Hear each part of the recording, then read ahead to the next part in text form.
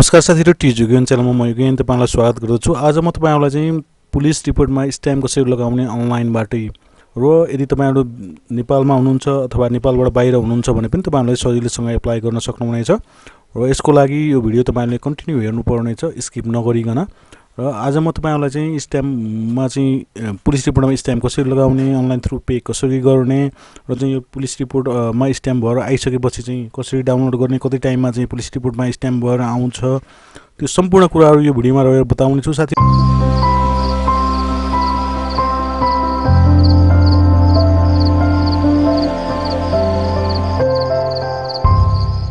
त्यसैले अझै पनि यो च्यानललाई सब्स्क्राइब गर्नुभएको छैन भने प्लिज च्यानललाई सब्स्क्राइब गरिदिनु होला, भिडियोलाई लाइक र शेयर पनि गरिदिनु होला भन्दै आज म तपाईहरुलाई चाहिँ मेरो आफ्नै मोबाइलमा तपाईहरुलाई स्क्रिन शेयर गरेर प्र्याक्टिकली एउटा चाहिँ पुलिस रिपोर्टमा चाहिँ स्ट्याम्प लगाएर देखाउने छु र त्यो डाउनलोड पनि कसरी गर्ने त्यो पनि म तपाईहरुलाई देखाउने छु, ताकि तपाईहरुलाई पनि यसो नि इजिली तपाईहरुले गर्न सक्नुहोस्, कुनै पनि कन्फ्युजन नहोस् भनेर है त। यदि तपाईहरु कुनै पनि कुरामा कन्फ्युज हुनुभयो भने अवश्य नै तल भिडियोमा चाहिँ कमेन्ट गर्न सक्नुहुनेछ है त।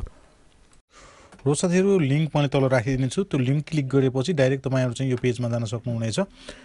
यो पेजमा गइसकेपछि तपाईहरु तल जानु होला। म्याक्सिमम साथीहरु रेफरेन्स नम्बर बिर्सने गर्नुहुन्छ, रेफरेन्स नम्बर बिर्सनु भयो भने त्यसको लागि तपाईहरुले चाहिँ यहाँ रेफरेन्स नम्बरमा चाहिँ क्लिक गर्नु होला, बिर्सनु भयो भन्नेमा। र यहाँ चाहिँ तपाईहरु डिस्प्याच नम्बर राख्नु होला। डिस्प्याच नम्बर भनेको तपाईको पुलिस रिपोर्टमा हुन्छ है, पुलिस रिपोर्टमा डिस्प्याच नम्बर हुन्छ, त्यो डिस्प्याच नम्बर राख्नु होला।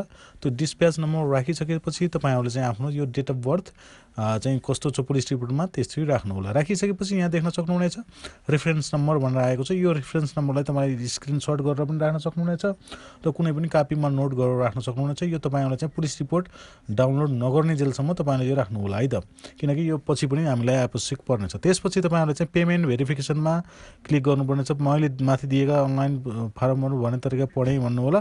टिक लगाइसकेपछि पेमेन्ट भेरिफिकेसनमा चाहिँ क्लिक गर्नु होला है। गरिसकेपछि त्यो रेफरेन्स नम्बर जुन तपाईले टिप्नु भएको थियो भर्खरै त्यो चाहिँ यहाँ टाइप गर्नुपर्नेछ, त्यो रेफरेन्स नम्बर टाइप गर्नु होला।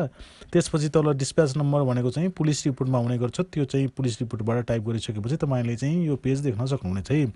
यो पेजमा गइसकेपछि तपाईले तल देख्न सक्नुहुनेछ पे नाउ,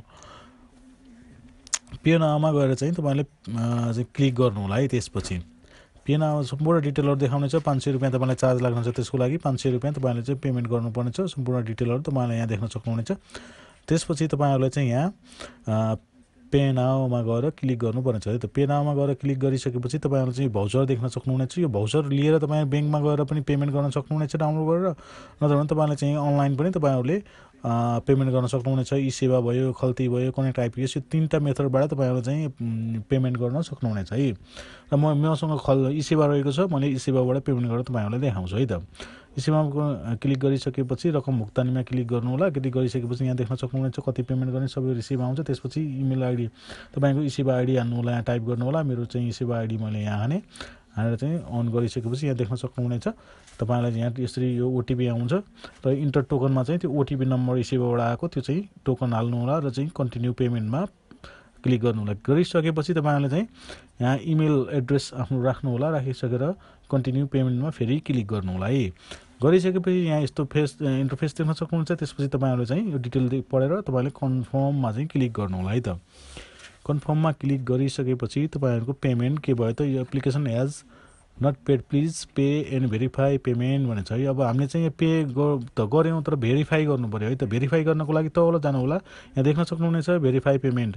यो भेरिफाई पेमेन्ट नगर्नेसम्म तपाईको पेमेन्ट भएको हुँदैन है पुरा। र यहाँ देख्न सक्नुहुन्छ payment is verify and your application is submitted successfully भयो है। तपाईको चाहिँ पेमेन्ट सक्सेसफुल भयो। अब हामीले चाहिँ यसको स्टाटस हेर्ने, हाम्रो अब चाहिँ पुलिस रिपोर्टमा स्ट्याम्प लगाएर आयो कि आएन भनेर हेर्नको लागि फेरि सेम सबै लिंकमै जानु होला। अब यसलाई हामीले डाउनलोड गर्नु सुरुबाट त्यसको लागि फेरि तपाईले चाहिँ त्यही सेम वेबसाइटमा जानुपर्छ। त्यही सेम लिंकमा गइसकेपछि तपाईले कस्टमर डिस्प्याच नम्बर हालेर तल यहाँ देख्न सक्नुहुन्छ सक्सेस भनेको सक्सेसफुली अब तपाईले पेमेन्ट गर्नुभयो। Request in process please wait for some time छ है। तपाईहरुले चाहिँ 10-15 घण्टा पछि तपाईले फेरि चेक गर्नु होला है त। चेक गरिसकेपछि तपाईको मिनिमम म्याक्सिमम 10-15 घण्टा तपाईले वेट गर्नुभयो भने तपाईको चाहिँ स्ट्याम्प भएर आइसकेको हुन्छ। मैले चाहिँ आफ्टर 10-12 घण्टा पछि म तपाईहरुलाई चाहिँ गरेर देखाउँदै छु है।